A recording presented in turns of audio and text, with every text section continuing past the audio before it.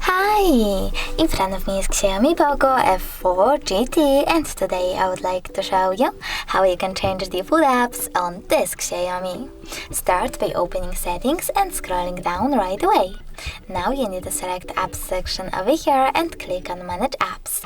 Then click on those three dots at the top right corner, select default apps and tap on one of those options. I want to change my browser, so I have to click on browser over here, tap on the chosen one, in my case Chrome, and go back. As you can see, my default app has changed. Thanks so much for watching. If you enjoyed this video, leave a like, comment and definitely subscribe. Bye!